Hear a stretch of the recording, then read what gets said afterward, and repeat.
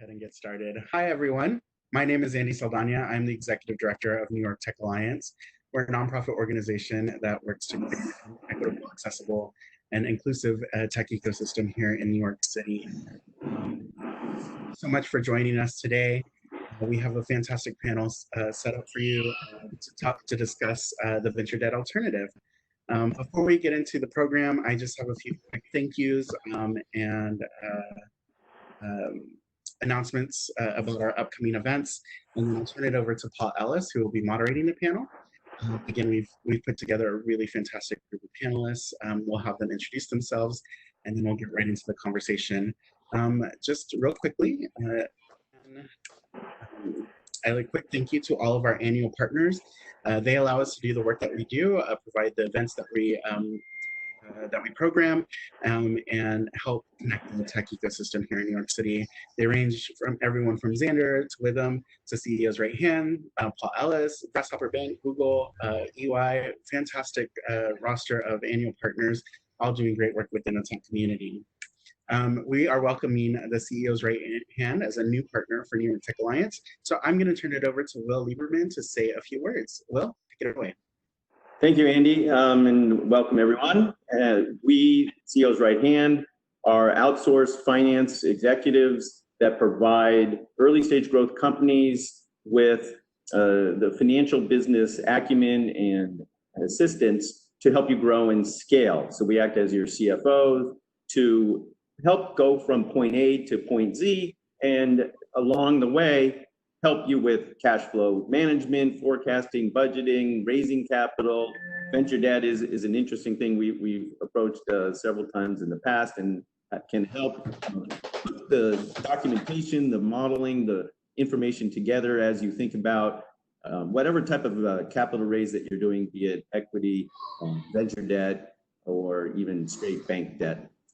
We have a team of people throughout the Northeast, and we work with clients ranging in size from startup all the way up to Series B, Series C type clients. And we are industry agnostic, although we have a definite affinity and background in technology and technology businesses. Again, technology.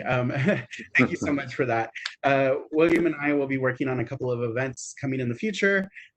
We encourage you to check out the CEO's Right Hand. His information is up here on the screen, and we'll be sending it out through that email. Thank you again. Let's see, we have a number of events that are coming up in our roster. Tuesday, June the 23rd, will be the next installment of our New York Tech Latinas, featuring Latina luminaries, where we highlight high-level Latinas within the tech ecosystem. On Thursday, June 25th, it will be a program in collaboration with William and the CEO's Right Hand, how to prepare for your next fundraise. So be sure to check that out. That will go live in the next week. And then Tuesday, June the 30th, will be our Pride celebration, Developing Pride, where we highlight amazing LGBTQ founders in a New York Tech Meetup style event. So we encourage you to check these all out. You can always find our events at our website, nytech.org. And as I mentioned, we have a fantastic panel put together today. So I'm going to turn it over to Paul Ellis to take it away from here. All right, Andy, thanks very much. Welcome to all. Again, my name is Paul Ellis. I am a board member at New York Tech Alliance. I also run the legal events for the organization. For those who have been following the series, we started the series 3 months back, April, May timeframe, recognizing what was happening with the pandemic and the economic fallout and the damage and dislocation in the startup financing ecosystem. Our first event was on venture capital finance and how that was being impacted by the pandemic and by the economic situation in terms of timing, deal terms, deal flow. Then we went and did an event on angel finance, similar issues, and now we're turning to venture debt, recognizing that in a situation where the alternatives as far as especially venture capital finance are more limited, startups are looking to alternatives and venture debt is certainly one that you all should be considering. It's certainly something that my clients have been taking a closer look at recently. So for those who did not catch the first two events and would like to see them, the videos are available on the the Tech Alliance YouTube channel. They're also available on the resources page of my firm website. We have, again, we've got a great panel today. We've got Chris DeMayo of Withum, the accounting firm. We have Kevin Zidane of Hercules Capital, and we have Alicia Fuller of Silicon Valley Bank. I will note we've had a little bit of a technical issue with Alicia, so we unfortunately will not have her on video, but we'll have the benefit of her on audio. So we will start by just briefly doing introductions all around. Again, my name is Paul Ellis. When I'm not doing events for Tech Alliance, I'm the managing partner of Paul Ellis Law Group. We are an 8-lawyer boutique firm in Midtown Manhattan. We do a lot of work with startup to mid-sized companies, generally tech or tech-enabled in various industries, software, IT, e-commerce, fintech, and health tech are some areas of strength that we have. We really do the range of services needed by startups. We do a lot in financing, venture debt, of course, but also equity financing, such as venture capital, angel, friends and family. We do mergers and acquisitions work, that is buying and selling companies, formations, equity plans, IP protection, employment, general operational matters, generally the full suite of services that startup companies need. Everyone in the firm comes out of big firms and top schools, so we can generally offer the services, sophisticated big firm services in a more personalized and more cost-effective platform. Also, because of the work that we do in the tech community, we can often make referrals to service providers, investors, and others who are active in the tech ecosystem. So that's a bit about me and my firm. Chris, would you like to go ahead with the introduction? Sure. Thanks, Paul. Appreciate it. You could flip the slide. Thank you. My name is Chris DeMayo. I'm a partner at Withum. Withum is a top 25 accounting firm here in the U.S., up and down the East Coast as well as the West Coast. Before I was relegated to this box that I've been working in for the last 12 weeks, my office was on 39th and Broadway, and hopefully one day it will be there again. I head up our firm's technology and emerging growth services group, and we're really proud to have one of the largest groups in the country that focuses pretty much entirely and myopically on venture-backed emerging growth companies doing new and interesting things in a lot of different verticals. So what we do is all the stuff you would imagine a public accounting firm to do: audits, tax returns, personal tax returns of founders. We have a lot of advisory services that are a little outside the box: cybersecurity, ERP implementations, those sort of things. But we live and breathe in this community, and it's a welcome thing. It's been a great great community for a long time here in New York. And I'm very excited to be talking about venture debt because I feel like I've been talking about the PPP loan for the last 12 weeks. So a little different spin today is welcomed. But I'm looking forward to participating on the panel. Very good. Thank you. Alicia? Yeah. Hey, everyone. I'm sorry I can't be on video, but hopefully can see everyone at some point when we can all get out again. And I am really glad we're not talking about PPP loans today. So this is a much welcome relief. So a little bit about SVB for those that don't know.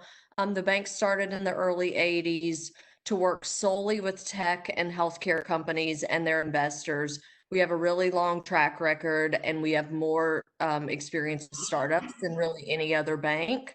Across the platform, we have about 40,000 clients, and we bank about half of all VC-backed companies in the US.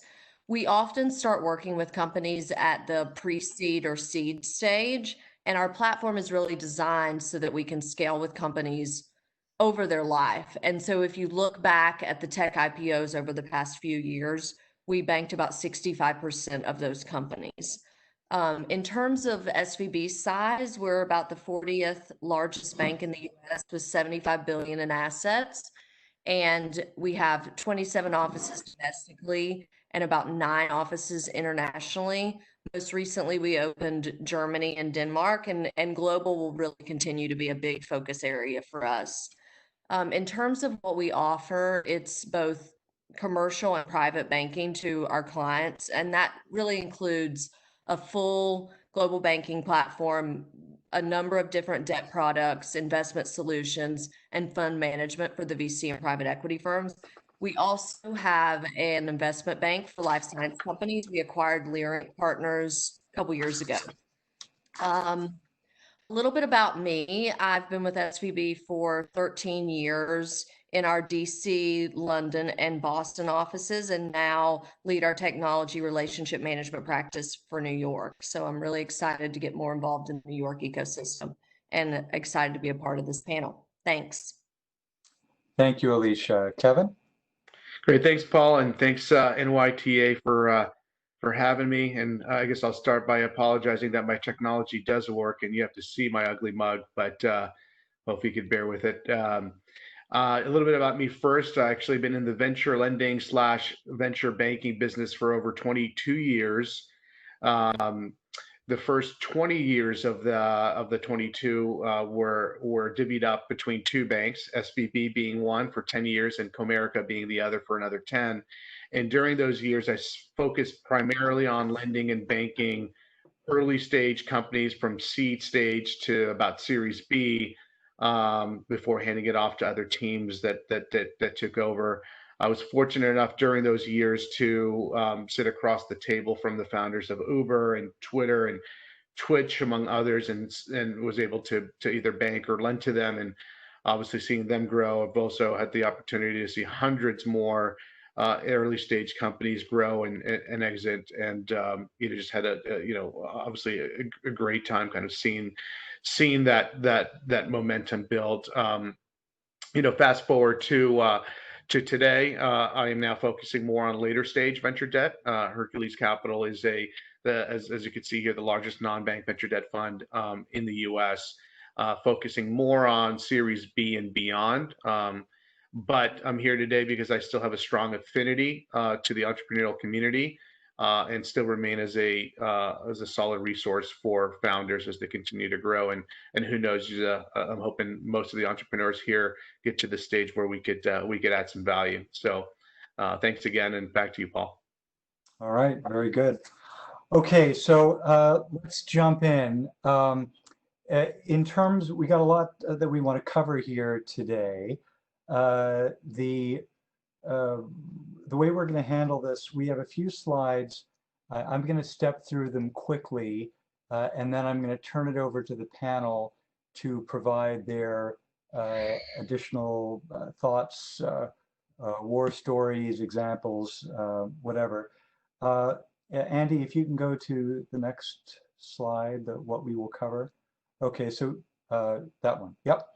Okay, so what we're going to cover today. So I recognize we're talking to really across a spectrum of participants, some who are probably quite familiar with venture debt and are probably interested in sort of what's the latest trends in deal terms, others who have a lot less familiarity with it. My experience dealing with my clients is that while most of them have some basic understanding of venture capital, fewer of them understand about venture debt and how it fits into their the financing picture of their company. So that's part of what we're going to try to that sort of understanding to develop today.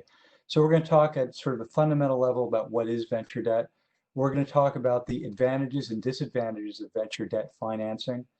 We're going to talk about what typical loan terms, what they have been, sort of recent years, and then we'll transition to what they are now, because venture debt, like venture capital, is being impacted by the current economic situation. So that's something that one certainly does need to be aware of.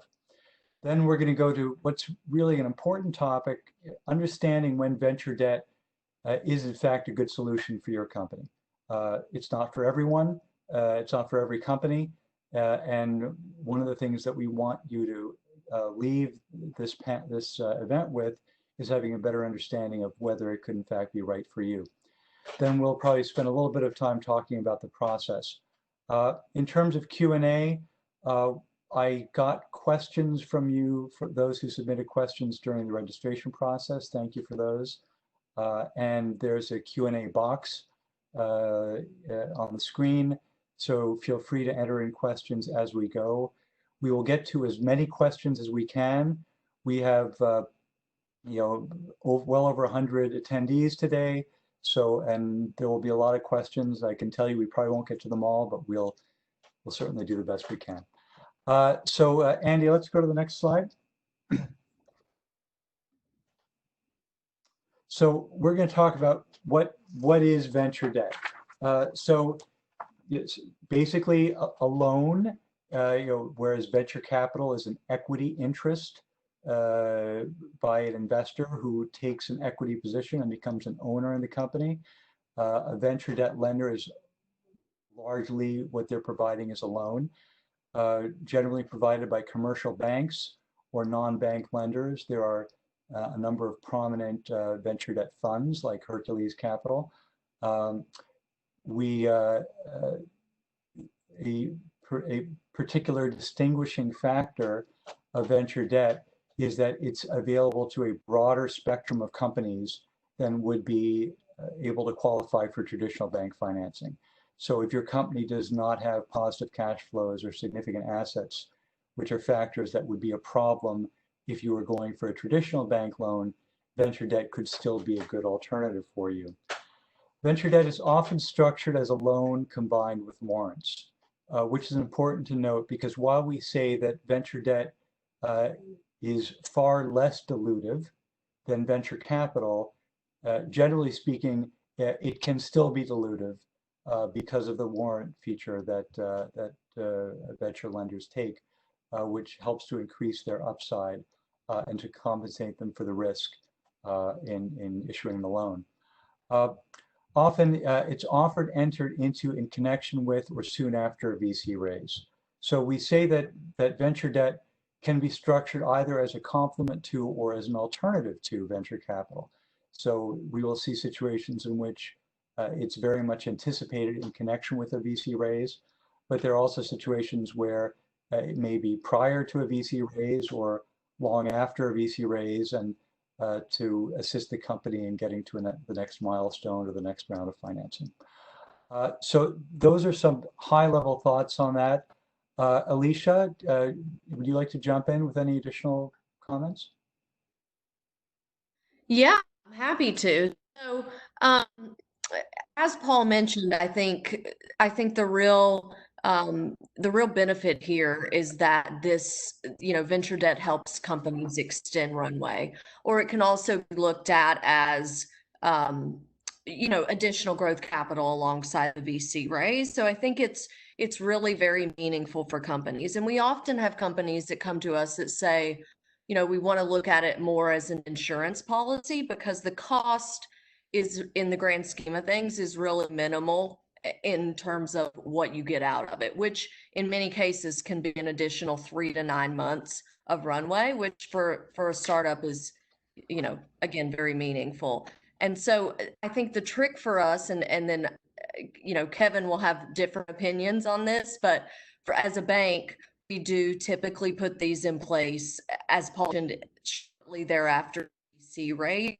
We have a little less flexibility there. And so we always tell companies, make sure you come to us to do this, when you have plenty of runway, because it's much more challenging for us to do this when you actually need the money. So take the money when you don't need it so that you have it when you do need it.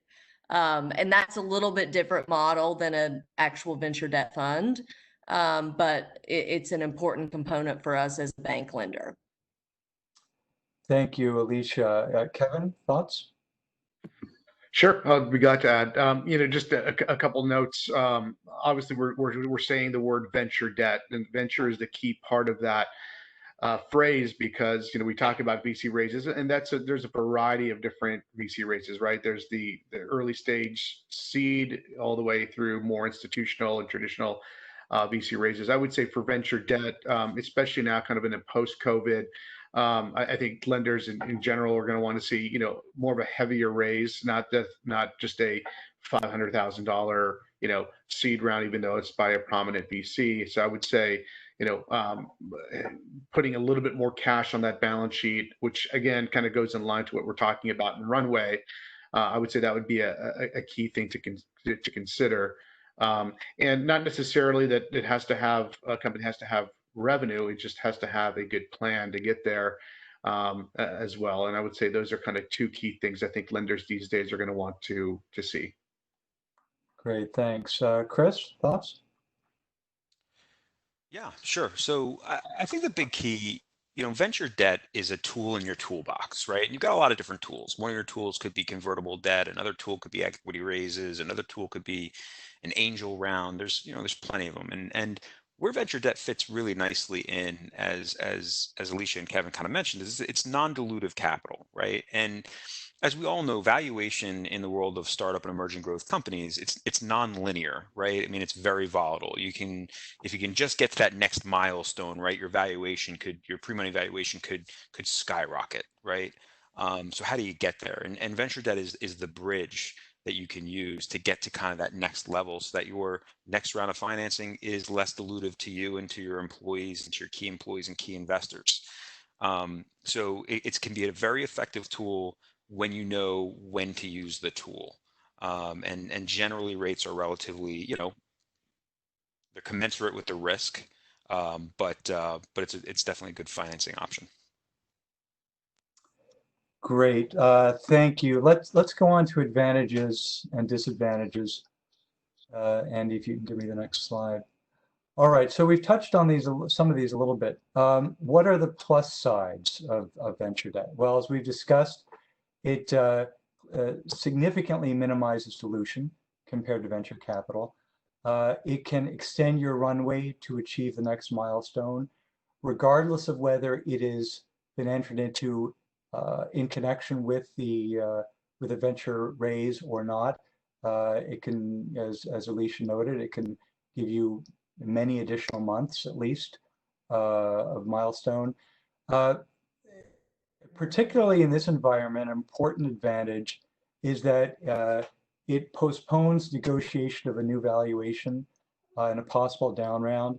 I think that's something to think about when rather than entering into a venture debt round in connection with a raise, it may happen sometime after a raise. As Alicia notes, that becomes a more difficult transaction to put together.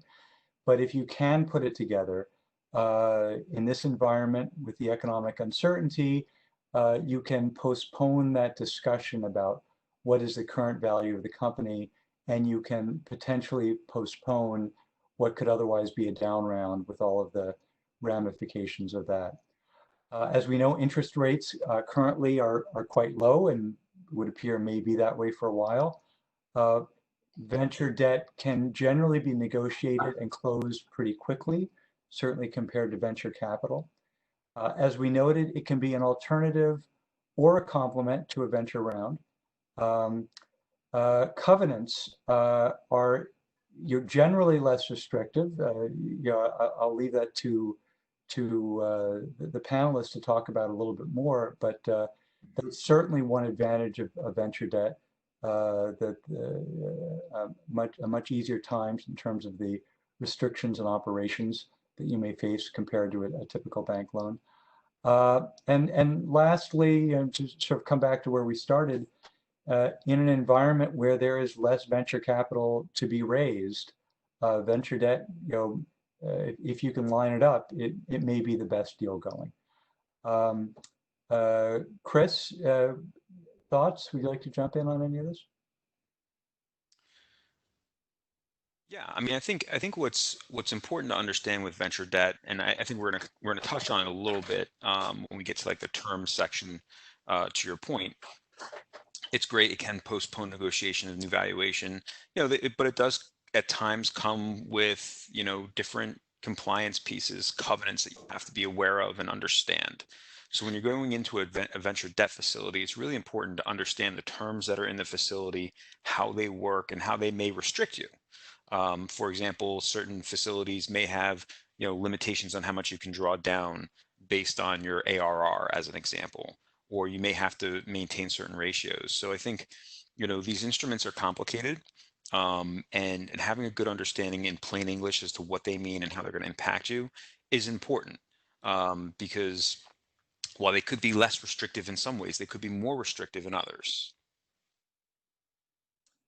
Thanks. Kevin? Clearly the key advantage is to, minimize dilution, extend runway. Advantages of venture debt compared to other types of facilities, include that there's usually no borrowing formula. There's no accounts receivable you need to finance against, and so it's a non-borrowing base, kind of used for general corporate purposes, which gives you a lot more flexibility there compared to kind of an AR line or an inventory line or some sort of revenue-based line of credit.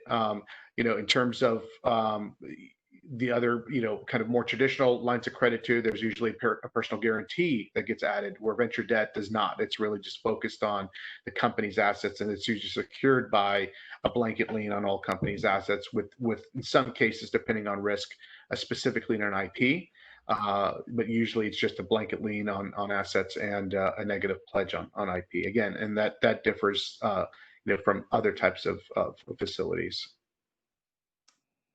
Thanks. Alicia?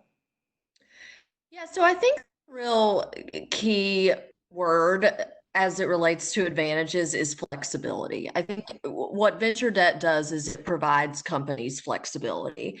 And I think the one thing I would add here that hasn't already been said, it says here that covenants are generally less restrictive. So when we think about venture debt, our facilities don't have financial covenants. So you aren't going to be held to a certain liquidity ratio. You aren't going to be held to a certain revenue growth or burn. It's really intended to provide the utmost flexibility for a company, very similar to equity.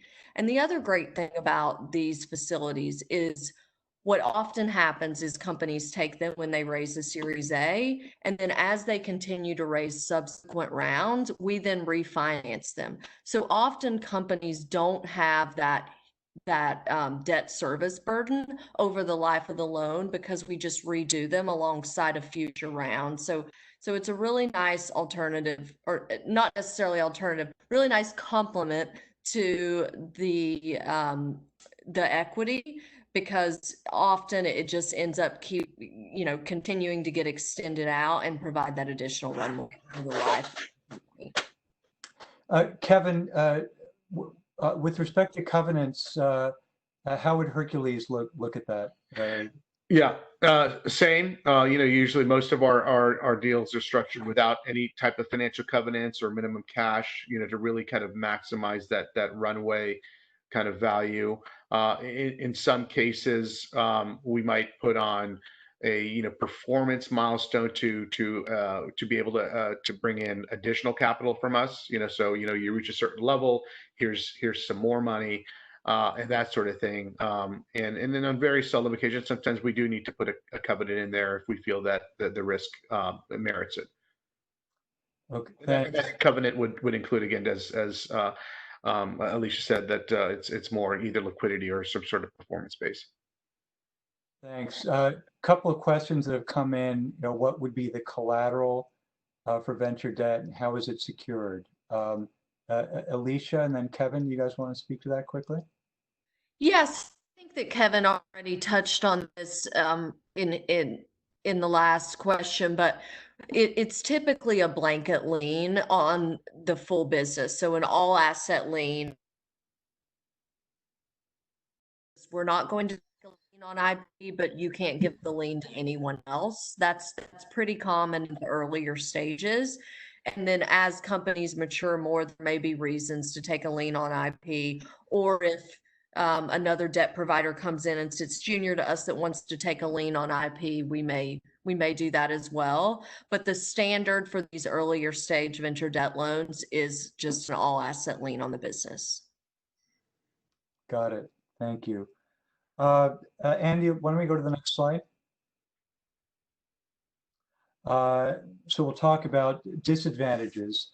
Well, it's debt, and it has to be repaid, and that's obviously going to reduce the cash that the company has for continued growth. In this environment, when there may be revenues are going to be reduced, there's even heightened risk getting into a cash crunch. We've talked about covenants already. And something we haven't really spoken about too much, but the potential that if it's not properly structured, can it pose an impediment to a follow-on round of VC financing? Chris, would you like to jump in on any of this? Yeah, sure. I mean, I think this kind of speaks to the pieces that we talked about before, which is just really having a good understanding of how the debt instrument functions and where you are in terms of your life cycle, right? So, if you think you need to, when you're dealing with things like debt, and when it's not convertible debt, as an example, this is venture debt. There's an expectation of repayment. You really have to have a good understanding of your burn rate, right? And you have to have a really good understanding of what you're going to use this money on and where you're going to be when you're done with this money. And I'm sure Alicia and Kevin are going to be myopically focused on that when they're structuring this deal, right? Everybody needs to be on the same page with what the benchmarks are going to be, because for as a good of an instrument this can be, if you don't have a clear understanding or a clear path as to where you're going to evolve through this financing, through this debt financing, you'd be in a really tough spot, when you're on the back end of it. And Alicia sort of mentioned, like, you always want the debt facility when you don't need it, right? But what you also don't want is to be at the end of the use of a debt facility and not having hit your milestones and not feeling good about where you are from raising your next round, because it could then create a real anchor for you. So that'd be kind of the thoughts that I have. Thanks, Chris. Alicia, anything to add? Not too much to add. I mean, I think Chris makes a really good point that it can be harmful depending on where your runway is and how the facility is set up, in terms of if you get to the end of your interest only period and you have to make principal repayments, but you still haven't fundraised again, that could be a big debt service burden for a company. And so you really have to think about that. And then I guess the other thing that could be a disadvantage goes to the chill follow-on VC financing. I think too much leverage for a company is not good, right? I think VCs don't look at that in the best light. And so I would make sure that you're really thinking about how you're going to pay it back, whether it be through subsequent VC rounds or whether it be through just cash that's already in the business, because too much debt is not good, and it does have to be paid back. Yes. Kevin? Further to that, yeah, I mean, obviously the chill factor is there, but the way that lenders and investors and the companies work together on that is, if we know there's a round of funding coming together and the loan is starting to amortize or term out, either at that time or shortly after, that we all get together and figure out, is there a way we can extend that interest only, so the investors don't put their money in right away and that's being used to term down debt. So that's a way kind of, to work around that type of disadvantage. The other is we talked about no financial covenants, but there are covenants that are included in a loan agreement, negative and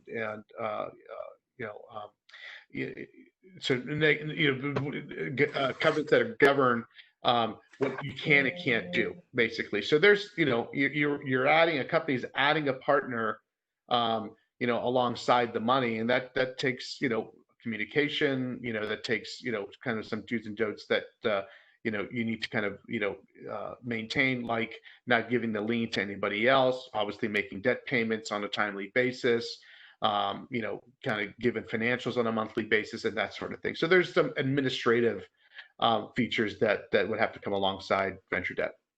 Yeah, and I'll just jump in real quick. I think Kevin makes a great point. Is also understand there's costs that come with venture debt, right? Stated interest rates, warrants, that sort of thing. There may be costs that are, for lack of a better term, hidden costs, right? Which are, hey, when you get into a venture debt facility of a certain size, the bank may require that you get audited financial statements. So from an accounting perspective, right? I mean, now you're going to have to step up your internal accounting. And that can create a distraction, and that can create costs. Now, to me, and I think a lot of people, your board, your investors, your bank, would tell you that these are good things. This is a sign of a company's maturation to kind of step up their internal financials and their closing process. But those are costs that are kind of inherent that you're going to incur both internally and externally. Same thing with, Paul, I'm sure you could speak to the legal side in terms of, those kinds of things that are going to build up that you just may not have had as a purely scrappy early stage startup, that are now going to be kind of imposed upon you as you start kind of playing in this new realm and get into a new stage in your life cycle. Yeah, certainly a fair point. And I think it's also probably worth noting that while we say that it's easier to put together a round of venture debt than a round of venture capital, there's still some work involved in getting it done. And whenever you do a financing, I mean, this again comes up with my clients all the time. Whenever you do a financing, you need to recognize there is an investment in time to set up the deal, to close the deal, and then as Chris notes, it will continue on. So one does certainly needs to take those factors seriously. Let's go on to the next slide and dig in a little bit on the terms of a round. I am not going to read this. I'm going to leave it to all of you to take 30 seconds or so and read through these bullet points, and then we'll turn it over to the panel to make some other observations.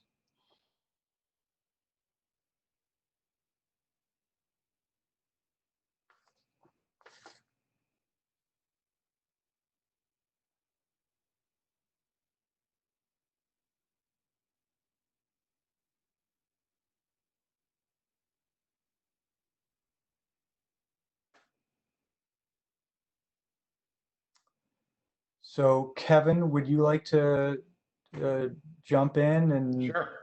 Yeah. Yeah, absolutely. So, I mean, what this kind of generally pictures here is a facility that's a longer term by nature, governed either by nothing, like I mentioned earlier, in terms of just using it for any general purpose, working capital purpose or general corporate purpose, to having some sort of method to borrowing, and that's probably more for the later stage. And I speak, for Hercules here when I say that, that sometimes in the larger facility with a company that have well past kind of the early stages of venture financing and more relying on their business. To see them through to profitability. There may be, again, some sort of borrowing base or financial covenant, but overall, the idea is to kind of allow a company to have a certain amount of commitment available to them, and that's available for usually 12 months, a 12-month window. Then once you tap into it, there's some time where that loan stays as an interest-only period before it starts to term out. And the idea behind that, as you negotiate with a lender, is seeing how long you can make that interest only period. That's going to benefit the company because that means you're pushing out those debt payments. But you have to work within the realm of the risk spectrum that lenders have to comply with as well. So again, a period of time where you're just paying that interest and then it pays down gradually over the next couple of years. In terms of pricing, again, the major point to this is how to structure a deal where it minimizes the short-term cash impact. So meaning pushing out as much as you can the heavier payments that are due towards the end of a facility. These pricing obviously are going to range between banks like Silicon Valley Bank and us, There's different costs of capital that we have to consider between us and SVB. And so, you're going to see a range. Plus, we usually take on a little bit more risk. We probably might go further out in terms of an interest-only period or term, or a higher amount than the bank might be able to provide. But for that risk, you're paying up a little bit. So that's kind of how I would sum up kind of how I see these points here. Thanks. Alicia?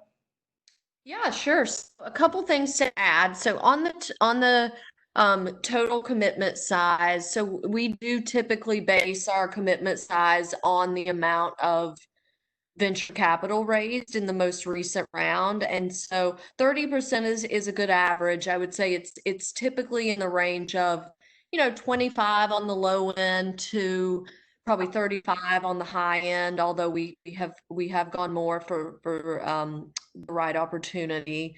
And it's often we're milestoning to get to a higher amount. So we might start out with 25% and then it may get another so many million based on a performance to plan, not a covenant, but a milestone that needs to be hit.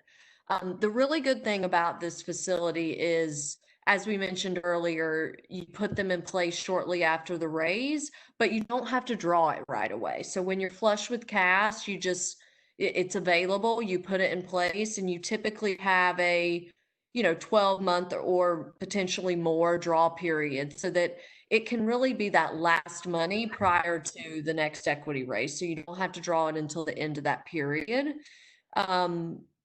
What else? Borrowing base. So as Kevin mentioned, typically on the earlier stage side, it is just available for it's not available based on any sort of borrowing base. It's just we put it in place. It's available for general corporate purposes for whatever you want, and it's really super flexible in that regard.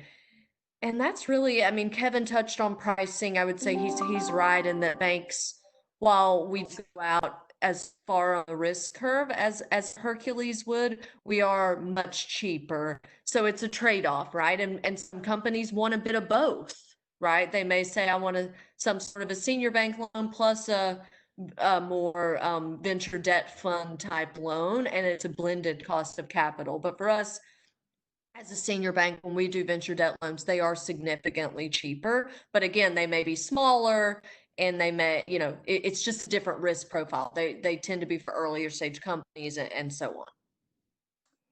Thank you. Chris? Yeah, I think Kevin and Alicia have covered pretty much everything that's all the salient points when it comes to loan terms. I actually, if you don't mind, I'll throw a question out there. We talk about the advantages and disadvantages of venture debt. We talk about typical loan terms. I'm actually curious to hear what Kevin and Alicia have to say about, what makes somebody an attractive target to them, right? I mean, is it, we hear a lot about things like, hey, they have a really strong cap table, or hey, they've got a serial entrepreneur as a CEO, and those are intangibles that make an applicant more attractive than maybe the other ones that are in front of you. Is there, obviously you think about where they are in their life cycle or whatever, or they're around, but is there any intangibles that you may look at like that are interesting to you when you're looking at a company? And if I can amplify that question, maybe sort of particularly in the current environment, with the sort of companies you're seeing now and the situation you're in now. Kevin, you want to speak to that first? Absolutely, yeah. So the post-COVID has definitely kind of raised the bar for most lenders. We understand that the top line growth might be subdued a little bit over the next couple quarters, and so when we see plans, we're like, okay, that's okay if their ARR is going to kind of stay flat or maybe even dip a little bit. But what's become more important is to make sure that the company has enough runway. Usually for us, we could look at companies that have less than 12 months of runway if the growth is there. And so now we're like, okay, we understand growth might be tempered. So we're going to focus on companies that have at least 15 to 18 months of runway. So that's going to be a key qualification as we look ahead now. The management team, definitely one that always kind of rises to the top. You know, have they done it before? Have they sold a company? Have they exited? And what usually that means is that the VCs follow that person, right? So knowing that that person could raise money and continue to raise money over his or her last venture, that's going to be key. Also, I would say for us specifically, Hercules, I would say we become most aggressive and we focus mainly on SaaS-based business models. And so just that business model is kind of a de-risking factor because payments are collected up front, long-term contracts, and so we could kind of do a lot of our analysis on kind of what happens if this toggle turns down versus a very transactional or fee-based business that could really be volatile during this time. Thanks. Alicia? Yeah, I think the intangibles are more important the earlier stage the company is. Not that it's not important throughout the life cycle, but when we're evaluating a seed or Series A deal, the intangibles are really what we have to go off of, right? Because often when we do a seed or Series A deal for venture debt, they may not have revenue or they have very minimal revenue, right? Especially if you're talking on the coast, because the earlier stage companies raise larger rounds. So management, who the investor is obviously very important to us. And the main reason for that is just knowing how they continue to support their companies, because our whole thesis around these loans is that and our repayment source is that the company will then go to raise another round of equity, right? So if you're thinking about how to ensure that that happens, it's making sure that we have a strong relationship with the investor. And so the investors at the earlier stages is really, really important. Management team is obviously important. Market opportunity is important. Valuation overhang can be a hindrance. So that's important. We want to make sure that companies, don't get ahead of themselves on valuation, because that could then be a hindrance next round. So it all comes back to how is the company going to continue to be supported? So Alicia, there have been a couple of questions that have come in, probably a good one for you. What about bootstrap startups? A company that is not raising money. Is venture debt, again, a couple of people have asked, is venture debt something that can occur in the absence of a venture capital raise or other financing? Or is it really something that you're gonna want to see around in place? Yeah, that's a great question. So, and I think Kevin touched on this at the top of the call, but it really is venture debt for a reason. It's after venture capital. So unfortunately for a bootstrap company, this isn't going to be an option. However, there are other bank loan options that can be really great options for bootstrapped businesses. They're just not this particular debt product. So there are other sorts of term loans, lines of credit. There are many different things that those businesses can look to for support, but venture debt really does follow venture capital from an institutional investor. Okay. So to get to this important question, for founders who are trying to determine if venture debt is good for them, it's a good solution for them. And again, particularly in this climate, Kevin, how would you approach that analysis? How would you advise them?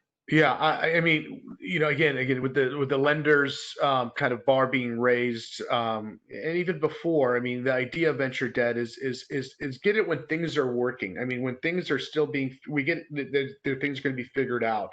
Exactly kind of, how to predict that plan and all that. We know there's some volatility there, or could be some subjectivity, but the idea is if things are not working, that's you go back to equity for that to give you that time to fix things or to make things kind of get back on track. So it's really to build on the goodness of what the company is doing.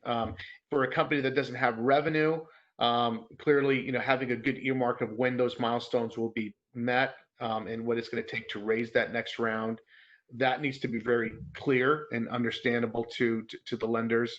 But again, if companies are like, things are not working, we have to change the product, we have to do this, we just need some more time, let's get debt and figure it out. That's usually a tougher situation for the lenders than, hey, we understand what we did wrong, we're making changes, we've hired X, Y, and Z, we're going after this target market, here's the initial signs that things are working, and we're now wanting the debt to kind of provide more fuel to kind of continue that path.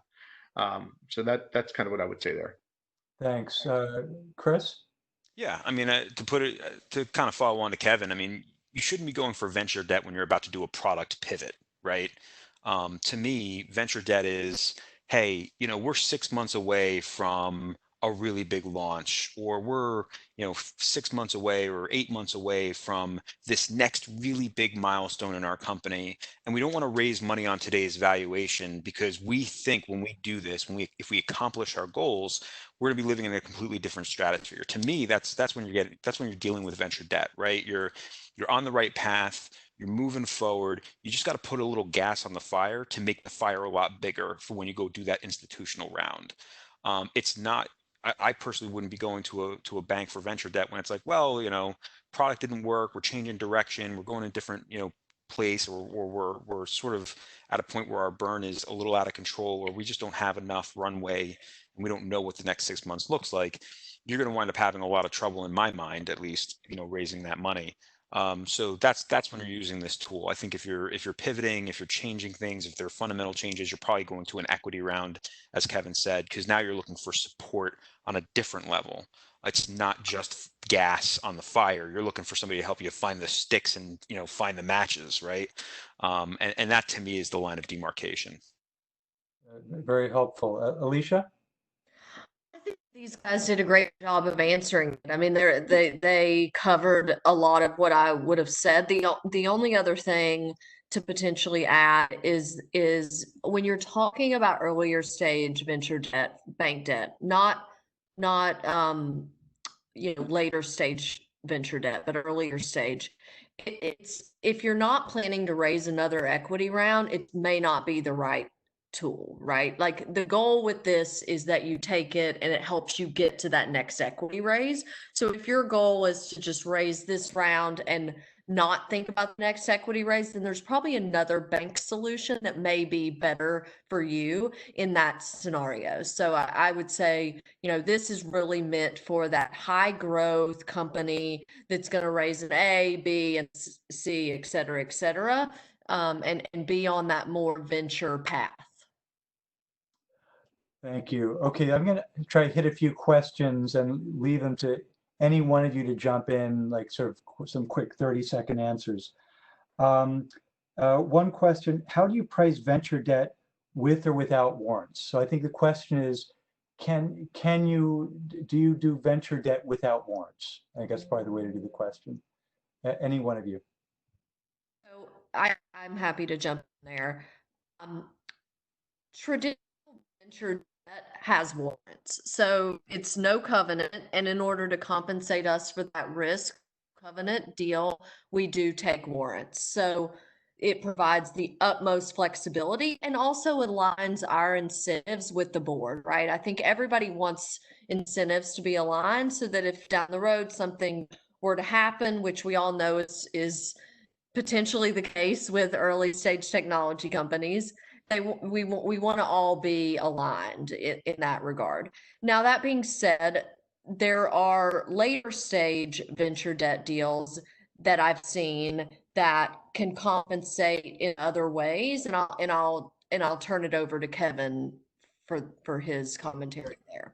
Yeah, sure. Before I give you that answer, I guess the other thing to consider as you guys look for options out there is that warrants can sometimes be structured where there's an amount, percentage amount of either common or preferred that would need to be granted for the loan, but that could be granted upon borrowing. So if it's a truly insurance policy, you could look to find a solution where, okay, great, we understand if we borrow this money, we'll we'll have to grant warrants, but if not, it just sits there. So that's just one idea for the group.